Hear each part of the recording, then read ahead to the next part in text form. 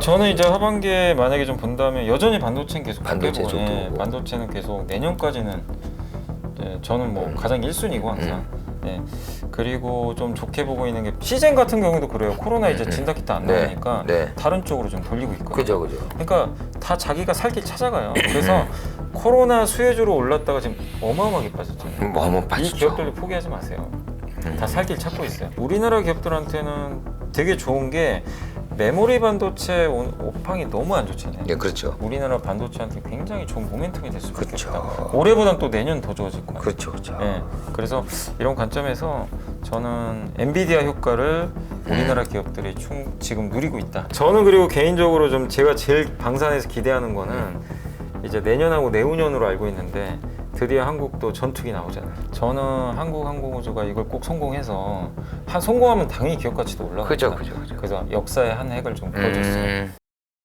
최근에 엔비디아 실적 주가 한번 빵 하고 한번 또 미쳤죠. 갔잖아요. 야, 근데 실적도 좋고 엔비디아가 뭐 아무래도 뭐 미장에 있는 주식이긴 해도 이것도 국내 또 소학개미들 관심 많은 종목이라. 네, 맞습니다. 예. 그러니까 엔비디아 같은 경우는 지금 이제 이번에 올라간 게 원래 2분기 이제 실적 전망을 했는데 예. 그때 이제 매출액 전망치를 제가 알기로는 71억 달러로 얘기를 한 것 같아요. 네. 전망을. 근데 갑자기 110억 달러. 예. 젠슨한 CEO가 네. 갑자기 110억? 110억. 이러니까 이제 놀래버린 거지. 뭐지? 이제 투자들이 멘붕 온 거예요. 네. 그러니까 이제 그날 시간에서 주가가 그냥 24%가 갔어요. 아니 시총 1000조짜리 회사가 그러니까요. 그렇게 가기도 힘든데. 우리나라에서 상한가 간 거죠. 그죠, 예를 그죠. 들면. 맞아요. 근데 어마어마한 이제 상승이 나온 건데 왜냐면 진짜 깜짝 놀란 거죠. AI 반도체 수요가 이렇게 많을 줄 몰랐던 거예요. 그러니까 올해 챗 GPT 터지고 그때부터 이미 움직였죠. 엔비디아가. 근데 숫자로 이게 나와버리니까 환호를 한 것 같아요. 그러니까 스토리로 올랐다가 숫자가 우리 예상을 넘어버리니까 시장이 이제 환호를 했던 거고 엔비디아가 이렇게 될 수밖에 없는 게 일단 챗 GPT나 이게 생성형 AI라 그러잖아요. 근데 이게 그러니까 기계가 우리 인간의 말을 알아듣는 거죠. 그리고 기계가 인간의 말을 하는 거죠, 지금. 그게 챗 GPT잖아요. 근데 여기에 대해서 구글, 뭐 마이크로소프트, 아마존, 빅테크 회사들이 다 투자를 할 것 같고 이거 우리나라에서 네이버 가잖아요. 하는데 여기 돈 어마어마하게 들죠. 들어가는데 이거 하려면 슈퍼컴퓨터 있어야 됩니다. 인공지능 반도체가 들어가서 초거대 뭐 아무튼 이제 그 AI가 필요한데 데이터 센터가 기존의 데이터 센터는 안 되고요. 슈퍼컴퓨터가 들어간 이제 데이터 센터가 필요해요. 근데 거기에 이걸 하기 위해서는 반드시 엔비디아 칩이 반드시 들어가야 된다고 하니까 이게 몇 천만 원 하더라고요, 하나에.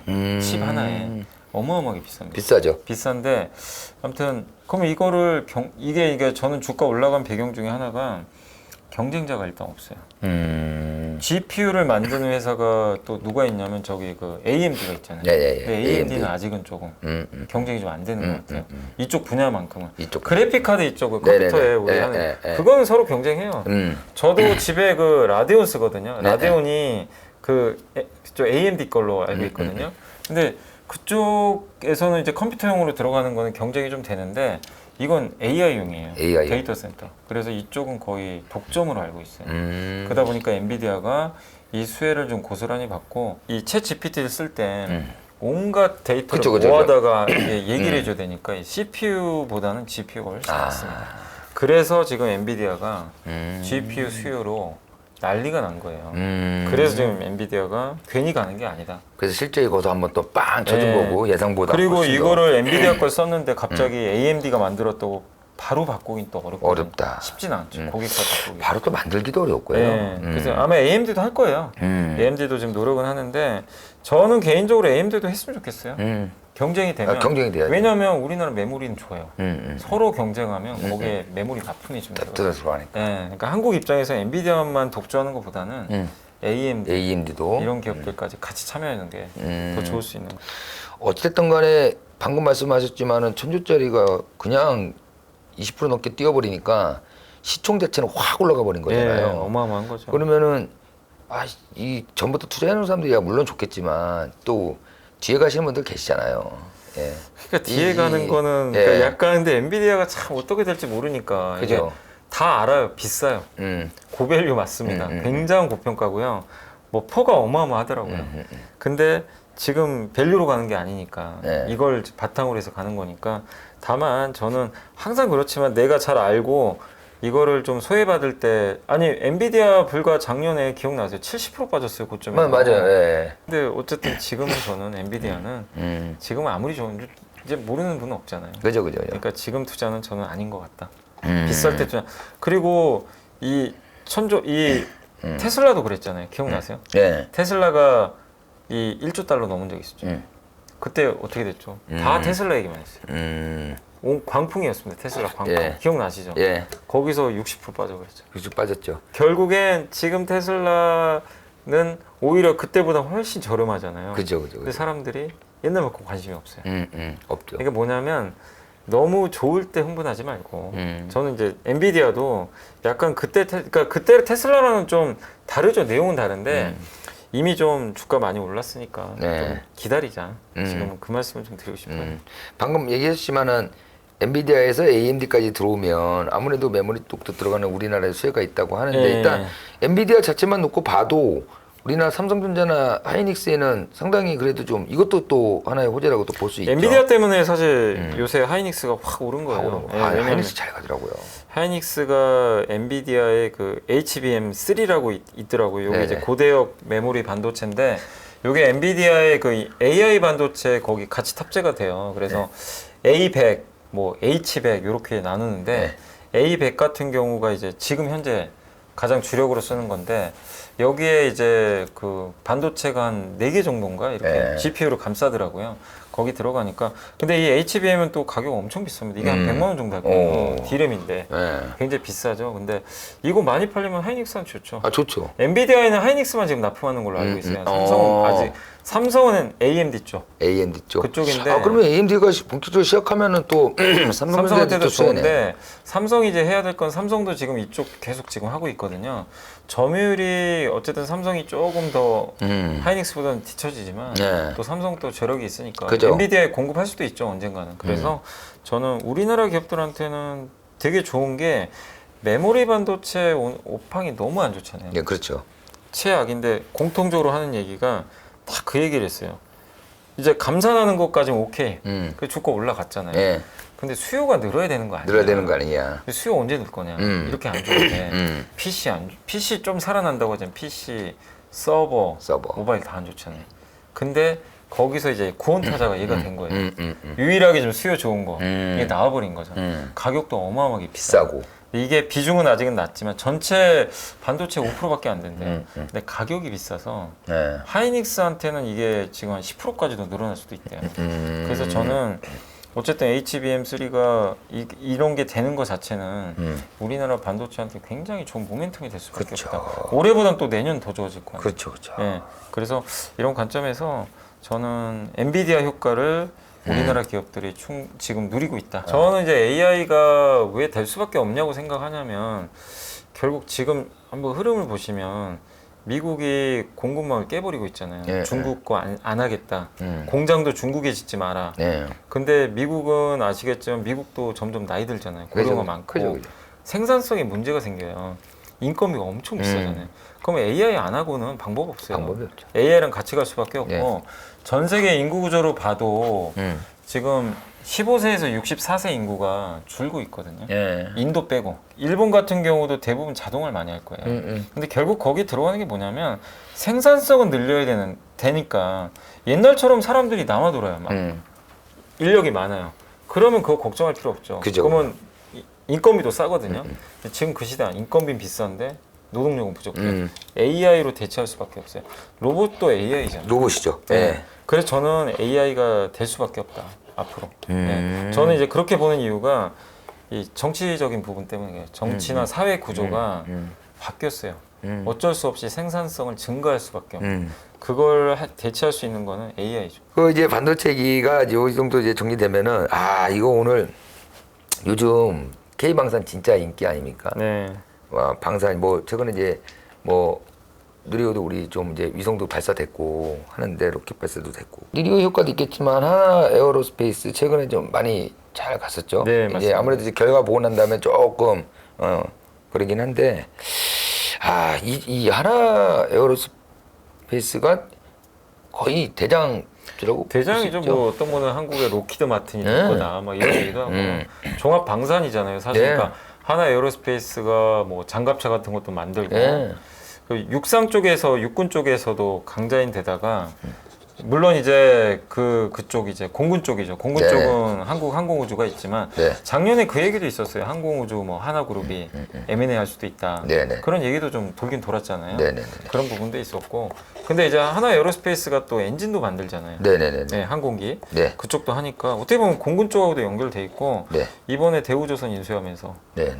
해상까지 가져갔죠. 음. 잠수함 맞아요, 만들잖아요. 맞아요. 만약에 한국 항공우주까지 진짜로 인수한다면 네, 나중에 네. 민영을 해가지고 그럼 진짜 육해공 다 완성하는 다 완성하는 거죠. 이런 기업이 세계에 거의 없을 없죠, 거예요. 없죠. 그러니까 그 기대감도 일단 좀 있는 것 같아요. 그리고 하나그룹이 방산에 또 절대 강자고 그죠. 화약 만드시고. 호텔도 뭐 잘 구성돼 있고 우주항공까지 하잖아요. 그죠. 예, 저기 뭐 인공위성이라든가 이런 쪽도 하니까 그래서 K방산 주 안에서도 이 웬만한 것들을 다 하다 보니까 네. 그래서 하나 에어로스페이스에 대해서 굉장히 좀 이렇게 긍정적으로 보고 있는 것 같고 좀 한 가지 아쉬운 건 뭐냐면 폴란드 작년에 수주 따내고 네네네. 그다음 타자가 없어요. 없어. 그게 좀 나와주면 그래서 뭐 호주에 뭐 무슨 레드백 장갑차 사업이 있는데 네네네네. 그거 좀 따내면 좋죠. 그게 독일하고 우리나라하고 지금 경쟁하는 걸 알아요. 네네. 그래서 독일하고 한국 중에 이제 누가 될지 모르는데 요걸 이제 하나가 좀 따내준다면 저는 그거 좀 기대하고 해외 있는데 쪽에서 무기 산업은 이건 로비도 참 많이 네. 들어가고 쉽지 않은 영역이긴 한데 요즘 우리나라에 대한 이 K방산이라고 해서 굉장히 기술력이나 제품 완성도에 대해서 인식이 너무 좋잖아요. 네, 전 좋죠. 세계적으로. 그리고 우리나라 분위기를 봐도 우리 이 남녀노소를 불문하고 이 무기 방산 쪽에요 관심이 진짜 많아요. 시대가 바뀌어 버렸잖아요. 네. 그동안은 자유주의 시대였고 네.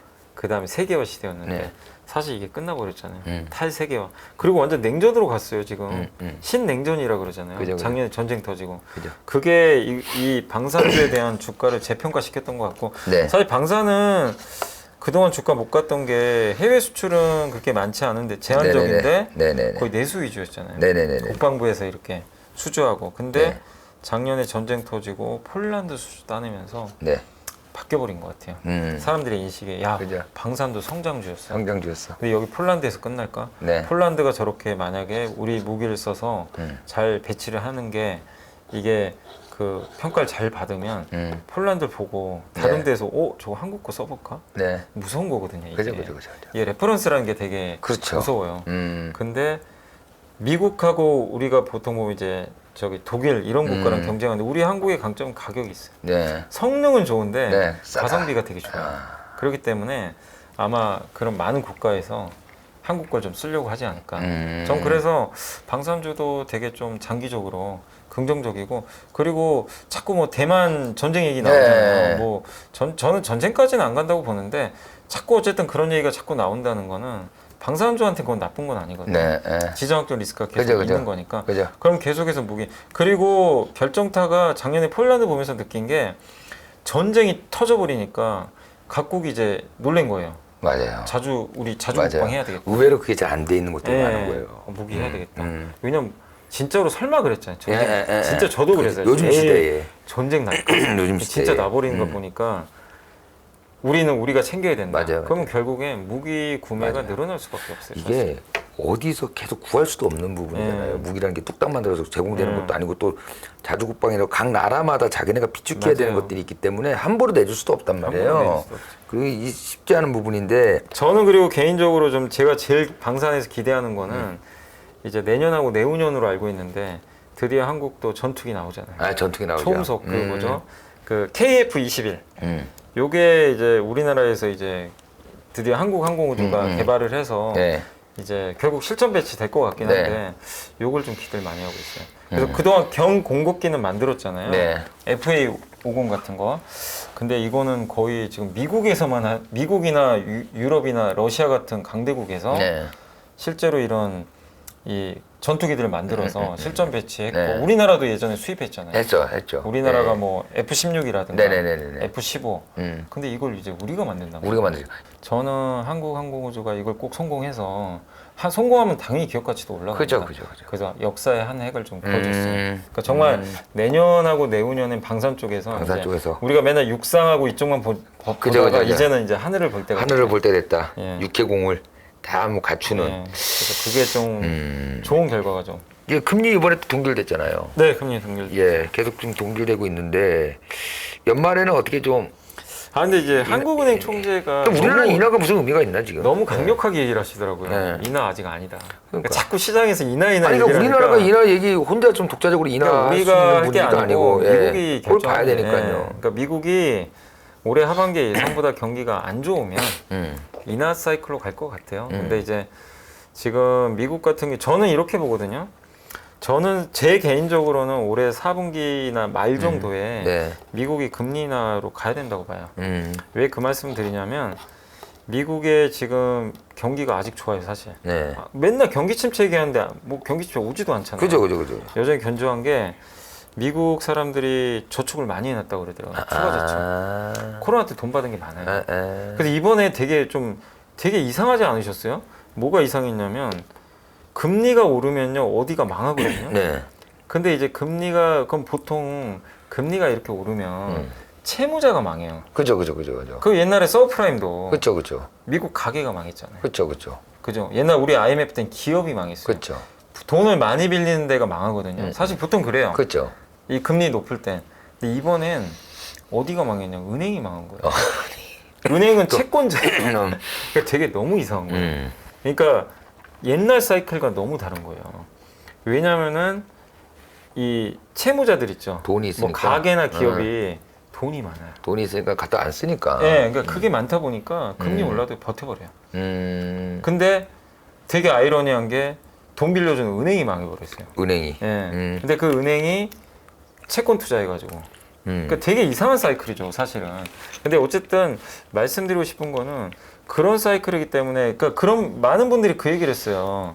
이번에 이제 경제 전문가분들이나 이렇게 좀 시장 안 좋게 보셨던 분들이 틀렸던 게 뭐냐면 이걸 이제 예측을 못 하셨던 거죠. 과거랑 다르게 이 기업과 가게가 망하지 않는 거예요. 돈이 많아요. 돈이 많으니까. 여기 돈 많이 쌓았어요. 그러다 보니까 이쪽이 만약에 망하는 게 나왔으면 시스템 리스크 갔을 거예요. 근데 그게 없는 거예요. 그리고 초과 저축이 올해 4분기까지 유지가 될 거래요. 전망을 보니까. 그래서 올해 4분기까지는 미국이 쉽게 경기 침체 올 것 같지 않아요. 근데 언젠간 초과 저축은 없어져요. 저는 그래서 제가 요구하는 건 뭐냐면 제발 이제 연준 의장님이 제발 선제적으로 좀 뭐 좀 하셨으면 맨날 데이터 보고 하겠다 하지 마시고 곤조 좀 그만 부리고. 그러니까 하는 얘기 그거잖아요. 이번에도 데이터 보고 하겠습니다. 데이터 보면 뒷북 치는 거예요. 그러니까 작년에 금리 올릴 게 아니라 21년에 올렸어야 돼요. 연준 의장이 데이터만 보고 하는 자리는 아니지 않습니까? 아니잖아요. 그렇게 데이터만 보고 할 거면 거기 왜 있어요? 그렇잖아요. 그렇죠. 미리 좀 예측을 그러니까 시장 하시고. 경험도 많고 하신 분을 앉혀놓은 이유는 여기 플러스 알파를 좀 하시라는 건데. 그러니까 이게 좀 저 아쉬웠던 게 21년도에 물가 올랐잖아요. 하반기. 하반기 오르고 있었거든요. 그렇죠. 그때 기억나 트랜지토리. 일시적이다. 데이터 보고 더 하겠다. 그게 거기서부터 패착이 온 거고.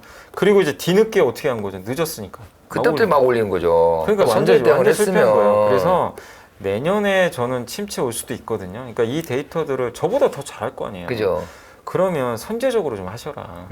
그리고 이제 그러니까 제가 걱정되는 건 경기 침체 오고 나서 할까봐. 침체 이미 오고 있는데 그때 또 금리 인하. 또 뒷북이에요, 그럼. 제가 보기에는 헛발질을 처음에 하다 보니까 이런 걸 이제 또 따라하면 또 자존심 그래서 상해서 저는 그런가? 올해, 그러니까 이거는 저의 바람입니다. 올해 연말이나 좀 미리 선제적으로 경기 침체 오기 전에 이번엔 좀 선제적으로 보험성이든 뭐든 좀 먼저 해라. 근데 너무 늦게 하면 효과가 좀 떨어지거든요. 떨어지죠. 그래서 그거는 뭐 제가 결정할 문제는 아닌데 만약에 그렇게 한다면 미국이 연말 정도, 그러니까 그 전에 미리 시그널은 줄 것 같아요. 만약에 할 것 같으면. 그럼 그거 보고 우리나라로 따라서. 그래서 전적으로 올해 그 우리나라 금리 인하는 결국엔 그 연준 의장이 그렇죠. 거기에 네, 달려 생각이 있죠. 달려 있다. 그죠. 그러니까 할 수도 있고 안 할 수도 있고. 아니 지금 미국이 이 상태인데 우리가 여기서 더 내린다고 한들 격차만 더 벌어지지. 근데 분명한 건 금리 인상은 끝났다고 저는 보고 있어요. 금리 인상은 이제 끝났다. 이제 또 6월이잖아요. 이제 그러면은 사실상 상반기는 다 지나갔고요. 네. 벌써 상반기가 다 지나갔습니다. 상반기는 아까 이제 처음에 서두에 그 말씀해주신 대로 뭐 2차 전지가 이제 거의 돌풍을 일으켰고 네. 바톤을 좀 살짝 이제 반도체가 이어받아서 하고 있는데 하반기에 우리가 좀 주목해 볼 만한 거는 아무래도 반도체는 이어서 계속 갈 것 네. 같고.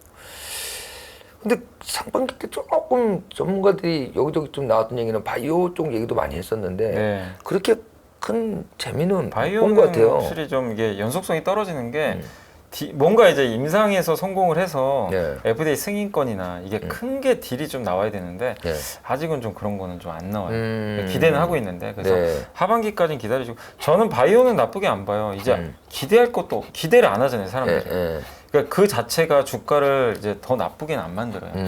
기대가 높을수록 실망이 큰데 예. 그래서 그 자체로도 지난 몇 년간 실망을 많이 했잖아요. 그죠? 그러니까 사람들 기대치가 완전히 낮아져 있어요. 그 관심도 없어요, 바이오. 음. 그렇게 개인 투자분들이 좋아하시는 바이오 얘기해도요, 아무도 관심이 없어요. 그렇죠. 그렇기 때문에 오히려 주가 측면에서는 될 가능성이 저는 높다.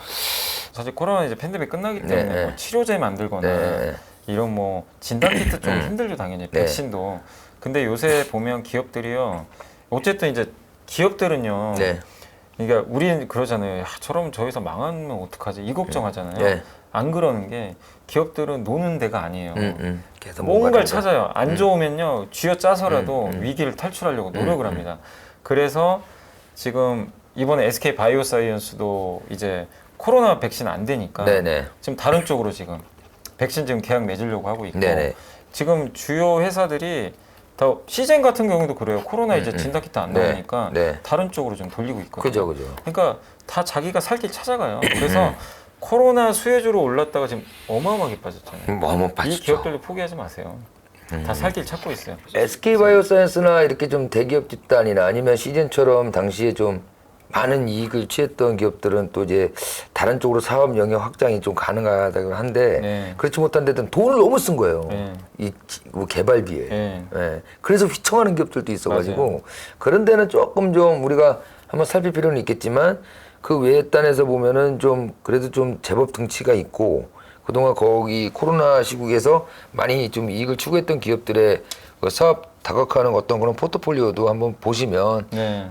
이걸 뭐 미리 또 예단해서 포기할 필요는 없다. 그러니까 저는 이제 이 상황에서 뭐 엔데믹까지 이제 됐는데 이제 와서 뭐 그렇게 폭락한 걸 이제는 가망 없습니다 하고 파는 건 그건 그죠. 아닌 것 같아요. 그죠. 그러니까 저는 기회 또 온다고 한번 보거든요. 그래서 기다려보자. 다만 그 기업마다 다르니까 제가 당부드리고 싶으면 꼭 전화해서 네. 어떤 계획이 있는지 꼭 확인해 보시라는 거예요. 그게 더 중요할 것 같아요. 추가로 뭐 어떤 섹터 보세요? 아 저는 이제 하반기에 만약에 좀 본다면 여전히 반도체는 계속 반도체 좋게 보고, 쪽도 예, 보고. 반도체는 계속 내년까지는 저는 뭐 가장 1순위고 항상. 예. 그리고 좀 좋게 보고 있는 게 풍력 회사들. 풍력. 풍력도, 풍력이요? 예, 해상 풍력도 많이 할 것 같아요. 그러니까 저는 이제 계속 성장하는 게 뭔지 보거든요. 네. 성장하는 거, 앞으로 설치 많이 될 거. 네. 그런 거잖아요. 그래서 또 그중에 얼마 전에 LG전자 주가 급등했잖아요. 네네네. LG전자가 간 건 가전 때문에 간 건 아니고 네. 그 이제 자율주행, 자율주행. 자율주행이나 네. 이제 전기차 부품, 전장 쪽으로. 전장 부품이죠. 예. 그래서 전장 부품에 들어가는 다양한 뭐 MLCC, 카메라 되게 많잖아요. 그죠. 그 관련된 부품, 디스플레이도 있을 거고. 이쪽 보시고 또 디스플레이도 좋게 보는 게 이제 OLED가 스마트폰에서 드디어 벗어나서 네. 이제 저기 아이패드에 들어가고 맥북에도 들어갈 거고 자동차 들어가고 네. 이런 거 좋죠. 확장성이 있으니까. 그리고 2차 전지에서는 저는 그래도 2차 전지가 좀 한번 확 올랐다가 요새 좀 네. 꺾였잖아요. 근데 2차 전지도 끝났다고 보지는 않고 2차 전지 안에서는 저는 개인적으로 계속 좀 좋게 보는 게 리튬 관련주들. 리튬 광물. 관련주. 근데 우리나라에서 광물 제일 잘하는 회사는 포스코홀딩스잖아요. 네. 근데 포스코홀딩스를 제가 좀 긍정적으로 보는 거는 주가가 안 비싸요. 저는 밸류를 꼭 봐야 된다고 생각하거든요. 네. 그래서 부담도 없고, 없고. 그리고 올해 이제 가을에 그 드디어 수산화 리튬 생산 들어가거든요. 네, 수산화 리튬. 그거까지는 한번 확인해 보자. 그리고 배터리 쪽에서는 분리막 회사들, 분리막 IRA 수혜 기업들이. 왜냐하면 중국과 경쟁하는데 예를 들면 LG엔솔이 보통 일본하고 중국 거 쓰거든요, 분리막을. 네. 근데 중국 거 이제 쓰면 안 돼요. 미국에서 하고 싶으면. 음. 미국의 현재 공장 만든 분리막을 채택해야 돼요. 근데 중국 회사가 못 들어가잖아요. 네. 그거를 만들 수 있는 업체는 이제 우리 한국이. 한국도. 예, 그래서 분리막 쪽도 좀 2차전지에서 괜찮을 것 같다. 그러니까 2차 전지에서도 한번 뜯어보고 네. 워낙 거기에 우리 또 밸류친 기업들이 왜냐하면 많으니까. 양극재는 너무 많이 올랐으니까 그래서 그 안에서 좀 분리를 해본다면 저는 아까 말씀드린 광물 회사랑 거기 그 분리막 쪽에 네. 좀 낫지 않을까. 낫지 않을까. 어찌 보면 그 아까 얘기했지만 LG 하나 같은 경우에는 이제 세대 교체가 좀 이루어졌잖아요. 네.